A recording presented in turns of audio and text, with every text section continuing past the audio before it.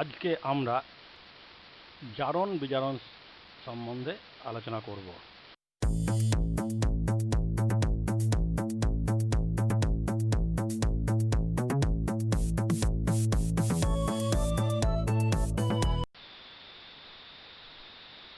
কোনো মৌল বা যৌগের সঙ্গে অক্সিজেন অথবা ক্লোরিন যুক্ত হওয়া অথবা কোনো যৌগ থেকে হাইড্রোজেন অপসারিত হওয়াকে জারণ বলা হয়। যেমন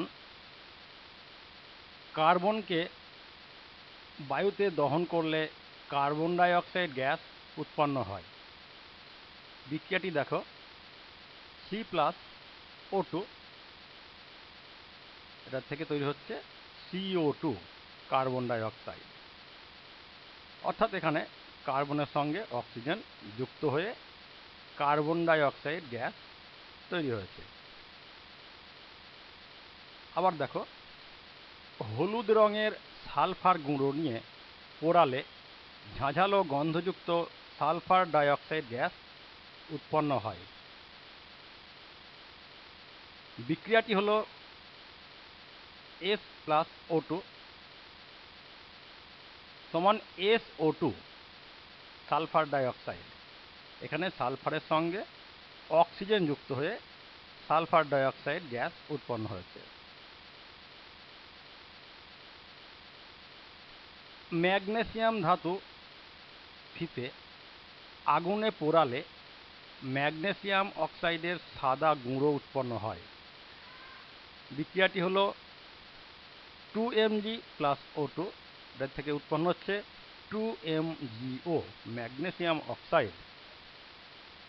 আবার দেখো, উত্তপ্ত লোহার উপর দিয়ে ক্লোরিন গ্যাস চালনা করলে ফেরিক ক্লোরাইড উৎপন্ন হয় 2Fe+3Cl2। এই দুটো যুক্ত হয়ে তৈরি হচ্ছে 2FeCl3 ফেরিক ক্লোরাইড। এখানে দেখো, আয়রনের সঙ্গে ক্লোরিন যুক্ত হয়েছে। আবার দেখো পরের বিক্রিয়াটি, ক্লোরিন জলের মধ্য দিয়ে পচা ডিমের গন্ধবিশিষ্ট হাইড্রোজেন সালফাইড, সংকেত হচ্ছে H2S, এই গ্যাসটি পাঠালে পরে দ্রবণটা ঘোলা হয়ে কিছুটা সালফার থিতিয়ে পড়ে। বিক্রিয়াটি দেখো, H2S+Cl2 কি উৎপন্ন হচ্ছে 2HCl hydrochloric acid plus sulphur S।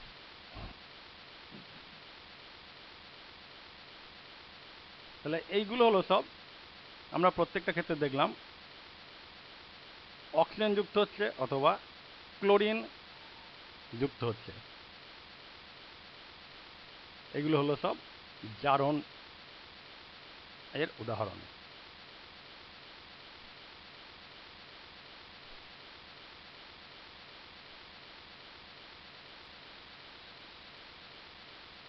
জীবদেহের খাবারের সরলতম উপাদান, অর্থাৎ আমরা যে খাবারগুলো খাই সেগুলো জীবদেহের ভিতরে যাওয়ার পর যে একটা সরলতম উপাদানে পরিণত হয়, সেই উপাদান শ্বসন প্রক্রিয়ার মাধ্যমে জারিত হয়ে শক্তি উৎপন্ন হয়। এটি হলো একটি জারণের উদাহরণ। অর্থাৎ শ্বসন প্রক্রিয়া যেটা জীবদেহে সংঘটিত হয় সেটি একটি জারণ প্রক্রিয়া। আবার তোমরা জানো, খোলা বাতাসে লোহা পড়ে থাকলে তার গায়ে একটা লালচে বাদামি আস্তরণ পড়ে, একে আমরা মরচে বলি। এটিও একটি জারণের উদাহরণ। এই যে মরচে, এর রাসায়নিক সংকেত হলো Fe2O3 ফেরিক অক্সাইড, এর সঙ্গে কয়েক অণু জল যুক্ত থাকে। এখানে দেখো ভালো করে NH2O লেখা আছে, কারণ জলের অণুর সংখ্যাটা নির্দিষ্ট নয়, ওই জন্য N লেখা হয়েছে।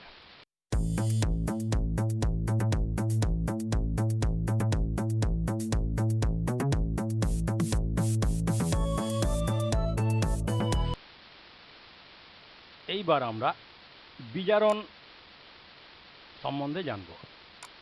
কোনো মৌল বা যৌগের সঙ্গে হাইড্রোজেন যুক্ত হওয়া অথবা কোনো যৌগ থেকে অক্সিজেন অথবা ক্লোরিন অপসারিত হওয়াকে বিজারণ বলা হয়। এখানে দেখো ঠিক জারণের উল্টো ঘটনা ঘটেছে। জারণের ক্ষেত্রে অক্সিজেন যুক্ত হয়েছিল, হাইড্রোজেন বিযুক্ত হয়েছিল। এখানে হাইড্রোজেন যুক্ত হয় কিন্তু অক্সিজেন বিযুক্ত হয়। নিচের উদাহরণগুলি দেখো। লোহাচুর অনুঘটকের উপস্থিতিতে 550 ডিগ্রি সেন্টিগ্রেড উষ্ণতা এবং 200 বায়ুমণ্ডলীয় চাপে নাইট্রোজেনের সঙ্গে হাইড্রোজেন যুক্ত হয়ে অ্যামোনিয়া উৎপন্ন হয়। বিক্রিয়াটি দেখো, N2 + 3H2 কি তৈরি হলো? 2NH3 ammonia. এখানে নাইট্রোজেনের সঙ্গে হাইড্রোজেন যুক্ত হলো, অর্থাৎ এটা একটা বিজারণ বিক্রিয়া। কালো রঙের উত্তপ্ত কিউপ্রিক অক্সাইডের উপর দিয়ে হাইড্রোজেন গ্যাস পাঠালে অবশেষ হিসাবে লালচে বাদামি রঙের ধাতব কপার পাওয়া যায়। বিক্রিয়াটি দেখো, CuO + H2 কি তৈরি হচ্ছে? Cu + H2O। এখানে দেখো CuO কিউপ্রিক অক্সাইড, এখান থেকে অক্সিজেন অপসারিত হচ্ছে, দিয়ে কপার উৎপন্ন হচ্ছে। অর্থাৎ এখানে CuO এটা কিউপ্রিক অক্সাইডটা কপারে বিজারিত হলো। আর রাসায়নিক বিক্রিয়ার সময় যে পদার্থ অন্য পদার্থের বিজারণ ঘটায় সেই পদার্থকে বিজারক বলা হয়, এবং রাসায়নিক বিক্রিয়ার সময় যে পদার্থ অন্য পদার্থের জারণ ঘটায় সেই পদার্থকে জারক বলা হয়। অর্থাৎ কোনো রাসায়নিক বিক্রিয়ায় যে পদার্থের জারণ ঘটে তা অন্য পদার্থকে বিজারিত করে। আবার অর্থাৎ সেই পদার্থটা হলো বিজারক, এবং যে পদার্থের বিজারণ ঘটে তা অন্য পদার্থকে জারিত করে, অর্থাৎ সেই পদার্থটি হলো জারক।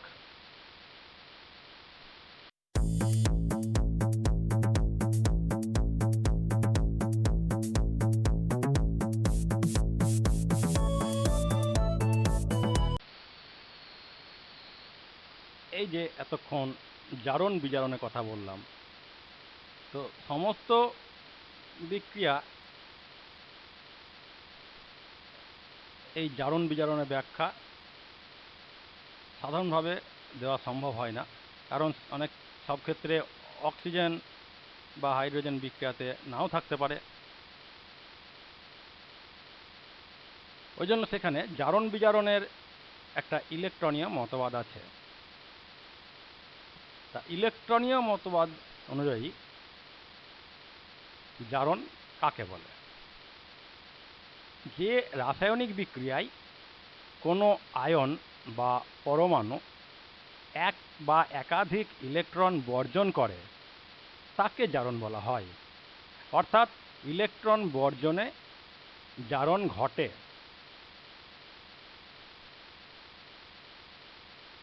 যেমন Fe, এটা হলো লোহার একটি পরমাণু। এই Fe পরমাণু যদি দুটি ইলেকট্রন বর্জন করে তাহলে কি হবে? Fe2+ আয়ন তৈরি হবে।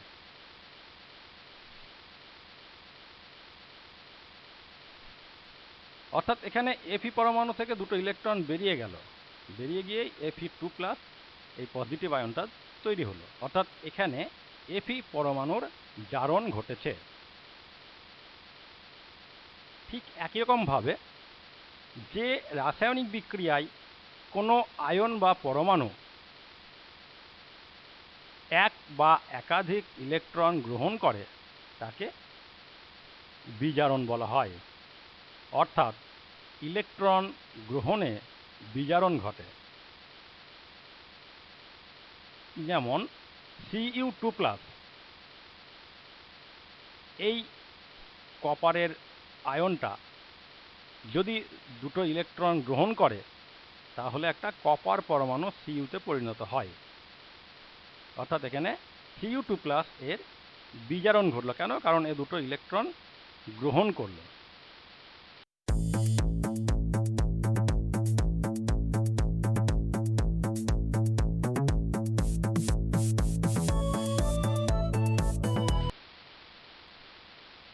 নিচের বিক্রিয়াগুলি ভালো করে দেখো। Fe3+, এটা হচ্ছে আয়রনে একটা পজিটিভ আয়ন। এই Fe3+ আয়ন যদি একটা ইলেকট্রন গ্রহণ করে তাহলে Fe2+ আয়ন তৈরি হবে। তাহলে এখানে কি হলো, Fe3+ আয়নটা একটা ইলেকট্রন গ্রহণ করেছে, অর্থাৎ এটা বিজারণ। আবার দেখো Cl-, এটা একটা ঋণাত্মক আয়ন, ক্লোরিন আয়ন। এই Cl- যদি একটা ইলেকট্রন ত্যাগ করে তাহলে একটা ক্লোরিন পরমাণু তৈরি হবে। এখানে দেখো Cl- ইলেকট্রন ত্যাগ করছে, অর্থাৎ এটা জারণ। পরের বিক্রিয়াটা দেখো, MnO4 2-,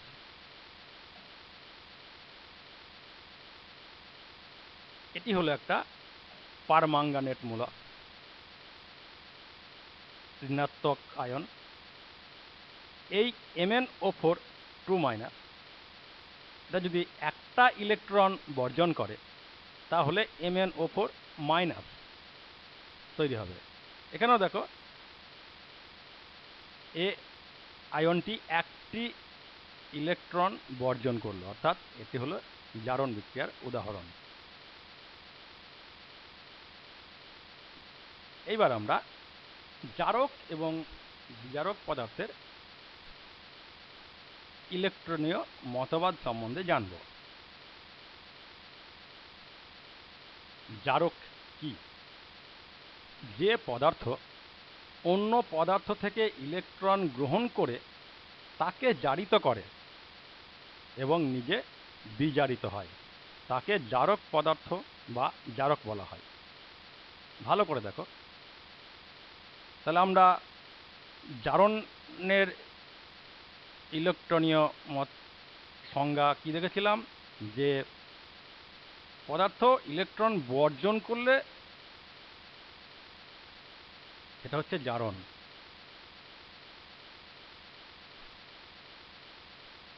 আর পদার্থ যদি ইলেকট্রন গ্রহণ করে তাহলে হবে বিজারণ। এখানে দেখো, তাহলে অন্য পদার্থ, কোনো একটা পদার্থ অন্য পদার্থ থেকে ইলেকট্রন গ্রহণ করছে মানে সে বিজারিত হচ্ছে। যার থেকে গ্রহণ করছে সে তো ইলেকট্রন ত্যাগ করছে, অর্থাৎ সেই পদার্থটা জারিত হচ্ছে। আবার দেখো বিজারক, যে পদার্থ অন্য কোনো পদার্থকে ইলেকট্রন দান করে তাকে বিজারিত করে এবং নিজে জারিত হয়, তাকে বিজারক পদার্থ বা বিজারক বলা হয়।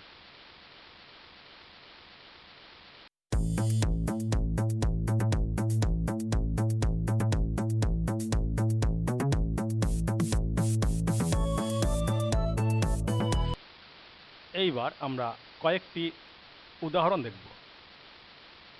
তুঁতের জলীয় দ্রবণে কয়েকটা জিঙ্কের টুকরো ফেলে দিলে কিছুক্ষণ পর জিঙ্কের টুকরোর রূপলি বা ধূসর রঙের গায়ে লালচে বাদামি রঙের ছোপ পড়তে দেখা যায়।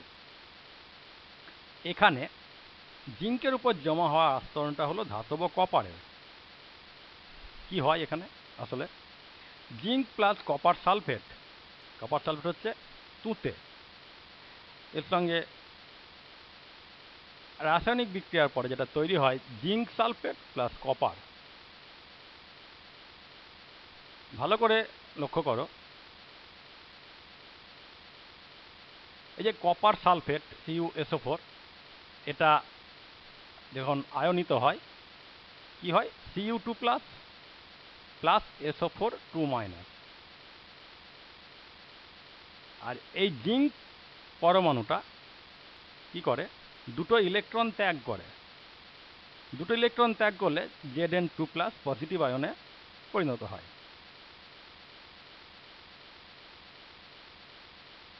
আর কপার সালফেট থেকে যে কপার আয়ন তৈরি হয়েছিল, ধনাত্মক আয়ন Cu2+, সে কি করে, ওই দুটো ইলেকট্রন গ্রহণ করে কপার পরমাণুতে পরিণত হয়।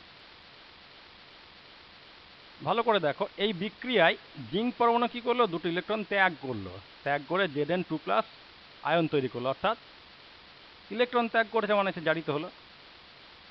আর কপার আয়ন কি করলো, ওই ইলেকট্রন দুটো গ্রহণ করলো, করে কপার পরমাণু তৈরি করলো, অর্থাৎ সে বিজারিত হলো। অর্থাৎ এখানে Zn হলো বিজারক এবং Cu2+ হলো জারক।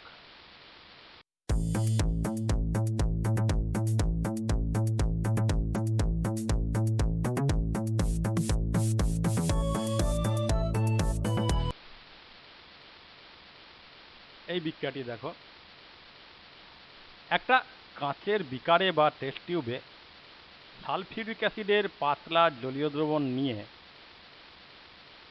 তার মধ্যে কয়েক টুকরো জিঙ্কের ছিবড়ে ফেলে দেওয়া হলো। কি দেখা যাবে, বর্ণহীন গন্ধহীন একটা গ্যাস জিঙ্কের টুকরোর গা থেকে বুদবুদ আকারে বেরিয়ে আসবে। পরীক্ষা করলে দেখা যাবে এই উৎপন্ন গ্যাসটা হলো হাইড্রোজেন। আবার উৎপন্ন দ্রবণ নিয়ে পরীক্ষা করলে দেখা যাবে তার মধ্যে Zn2+ ধনাত্মক আয়ন রয়েছে। এখানে অ্যাসিড দ্রবণে উপস্থিত হাইড্রোজেন আয়ন H+, আসলে সেটা হচ্ছে হাইড্রক্সিনিয়াম আয়ন H3O+। এই H+ আয়ন থেকেই হাইড্রোজেন গ্যাস H2 উৎপন্ন হয়েছে। আবার ধাতব জিঙ্কের টুকরোয় থাকা Zn পরমাণু থেকে দ্রবণে জিঙ্ক আয়ন Zn2+ এসেছে। তাহলে এখানে জারণ বিজারণ বিক্রিয়ার যে সমীকরণ দুটো আমরা পেলাম, বিজারণ বিক্রিয়া কি হচ্ছে, 2H+, এই যে হাইড্রোজেন আয়ন পজিটিভ আয়ন, এর সঙ্গে দুটো ইলেকট্রন যোগ হয়ে গেল, অর্থাৎ এই আয়ন দুটো ইলেকট্রন গ্রহণ করলো, করে H2 গ্যাস তৈরি করলো। যেহেতু এখানে হাইড্রোজেন আয়ন ইলেকট্রন গ্রহণ করেছে, অর্থাৎ এটা বিজারণ বিক্রিয়া।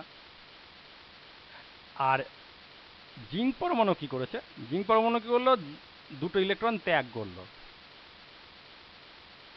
তার ফলে কি তৈরি হলো, Zn2+ ধনাত্মক আয়ন তৈরি হলো, যেটা ওই দ্রবণের মধ্যে থেকে যায়। অর্থাৎ এটা হচ্ছে জারণ বিক্রিয়া। অর্থাৎ কেন, কারণ এই দুটো ইলেকট্রন ত্যাগ করেছে।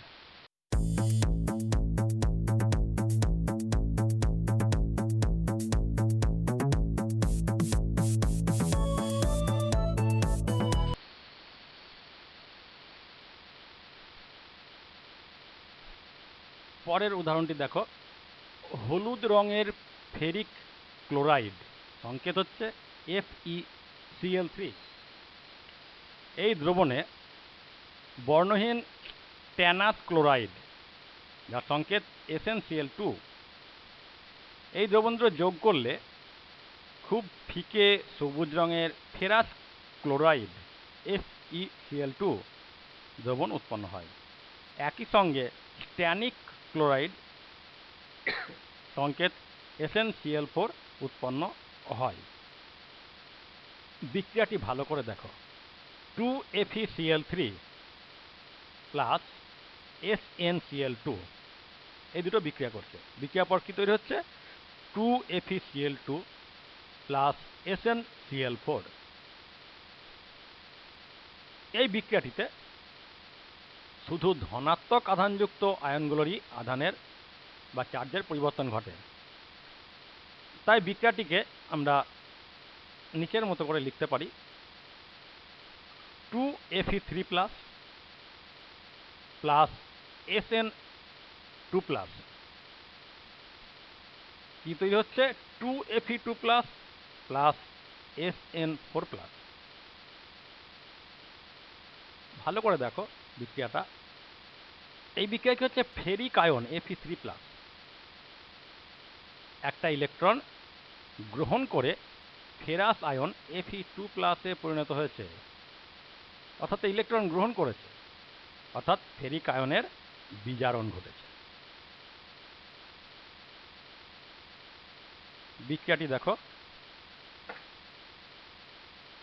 2Fe3 plus plus 2E minus e minus দিয়ে আমরা ইলেকট্রন বোঝাই সমান কি হলো 2Fe2 প্লাস। আবার স্ট্যানাস আয়ন Sn2 প্লাস এটা কি করলো, দুটো ইলেকট্রন ত্যাগ করে স্ট্যানিক আয়ন Sn4 প্লাসে রূপান্তরিত হলো। ছিল 2 প্লাস হয়ে গেল 4 প্লাস, অর্থাৎ সে দুটো ইলেকট্রন ত্যাগ করেছে, তাই এই বিক্রিয়ায় স্ট্যানাস আয়নের জারণ ঘটেছে।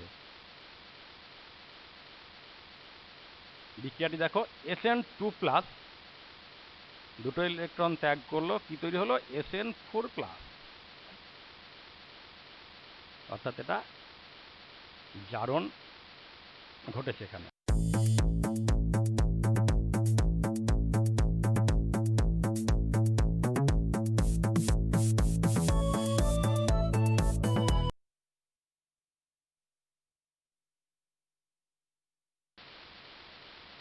কয়েকদিন পর আমি পরবর্তী ভিডিও আপলোড করব। সবাই বাড়িতে থেকো, সুস্থ থেকো, ভালো থেকো, মন দিয়ে পড়াশোনা করো।